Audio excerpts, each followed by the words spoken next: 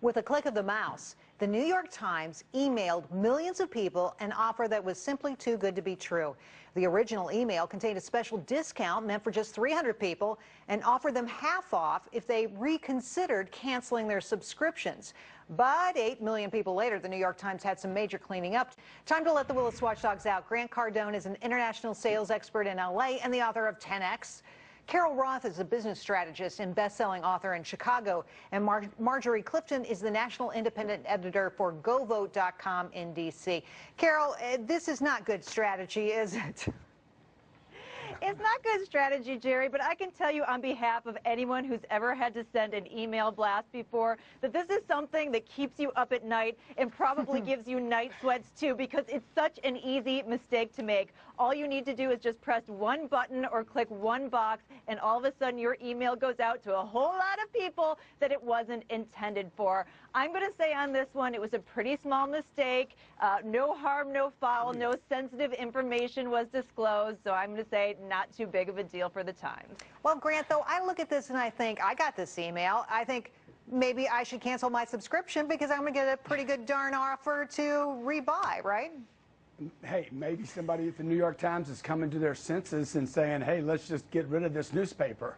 So it doesn't make any sense to me. It's a major, major snafu, from my viewpoint, major snafu business mistake.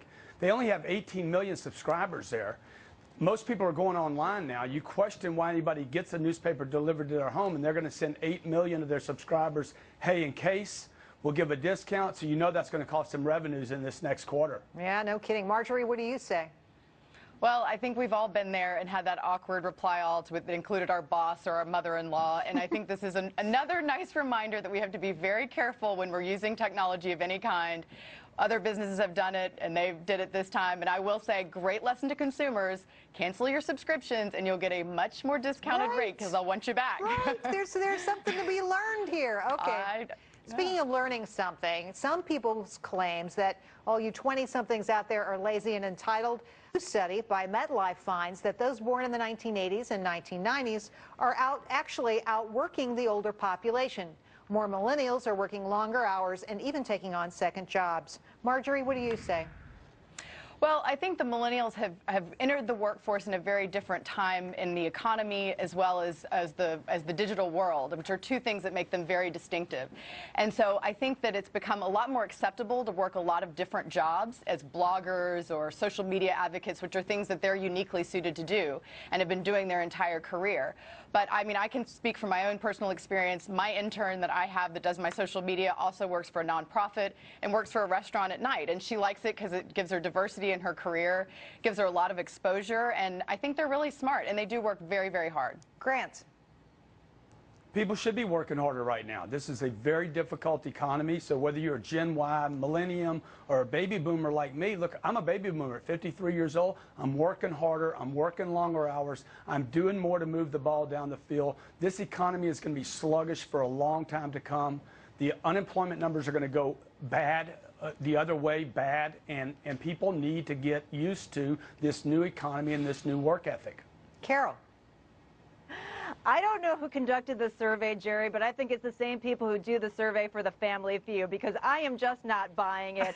With all the businesses that I advise and everyone that I have talked to, this just isn't the case. The millennials may be working more hours, but they are not working harder, and they are not working smarter. And part of the reason is technology. They're distracted by the internet, by their cell phones, and by texting. And kind of like what Marjorie said, a lot of these people are spending a lot of time with their energy in a number of different directions, and they're doing a bunch of things halfway instead of focusing on one job. So they may thumb their nose at the desk job, but if you focus on doing one thing well, you probably will work a little bit harder, but you probably won't be working so many hours.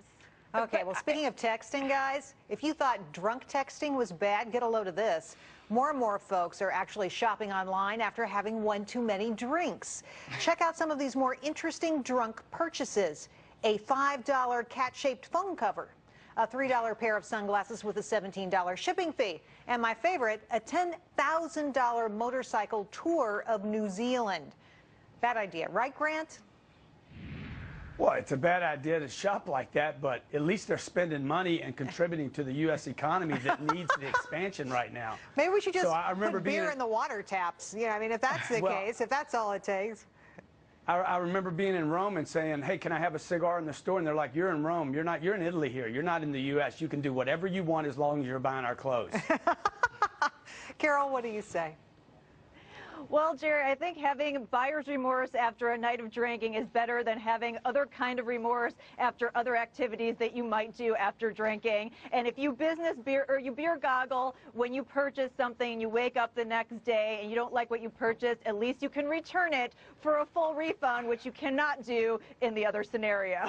Well, you know, I know what my mother would say. She would be saying, don't do any of that. All right, Grant, Carol, and Marjorie, thanks for your help tonight. Great job, guys.